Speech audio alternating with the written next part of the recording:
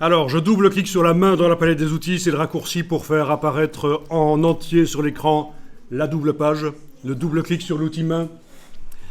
Ensuite, je vais aller vérifier la palette de calque. Allons-y, menu fenêtre calque. On va vérifier si le calque qui nous intéresse est déverrouillé. Oui, il y en a même deux qui sont déverrouillés. Celui qui m'intéresse, c'est le calque images et texte, qui contient les images et le texte. Et alors, sur la page 4, là, la page de gauche, page 4, page qui porte un numéro pair, c'est toujours une page de gauche.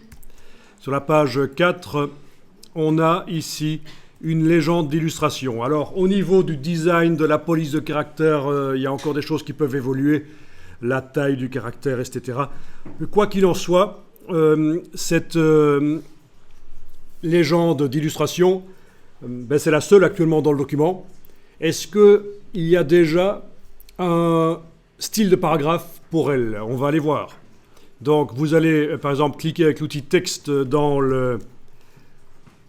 l'illustration, dans le nom de l'illustration, là. Vous ne pourrez pas cliquer dans le mot illustration 01 parce que ça, c'est une numérotation qui est mise automatiquement. Le vrai texte commence à partir de crocodile.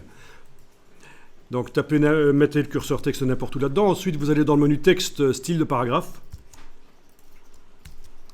Voyons dans la palette style de paragraphe. Oui, on dirait qu'il y a un style de paragraphe déjà prévu pour les légendes d'illustration. Si vous voulez, vous pouvez aller voir dedans. Vous pouvez double-cliquer sur la droite pour aller voir un peu à quoi ressemble le style. Alors, c'est une légende d'illustration alignée à droite. Ça veut dire que le texte colle à droite. C'est indiqué dans retrait et espacement aligné à droite. C'est la même chose que ce qu'on a dans la palette paragraphe. Dans la palette paragraphe, ne quittez pas, moi je quitte. Dans la palette paragraphe, quand on veut mettre manuellement sur un texte aligné à droite, c'est là évidemment. Mais à partir du moment où on travaille avec un style a été fait pour le texte, on ne va plus modifier dans les palettes paragraphes et caractères parce qu'on va modifier l'ensemble des illustrations du document par le style. Voilà, donc dans retrait et espacement, on a vu que c'est aligné à droite. Qu'est-ce qu'on a d'autre? On a la numérotation, vous avez puce et numérotation. Puce et numérotation, vous avez ici type de liste, parce que c'est pour les listes évidemment. Numéro, le nom, parce qu'il y avait déjà une liste, il y avait la liste qui faisait la numérotation des grands titres et des sous-titres. Ça c'était une liste. Les grands titres dans le document et les sous-titres font partie d'une liste. Donc il fallait, pour les illustrations, faire une autre liste. C'est ce qui a été fait ici quand on a utilisé l'option nouvelle liste et on a créé une liste spécialement pour les illustrations. L'avantage, c'est qu'elles vont être numérotées correctement dans le flux du document au fur et à mesure qu'elles apparaissent. Et aussi qu'on pourra faire une table des matières spéciale pour les illustrations.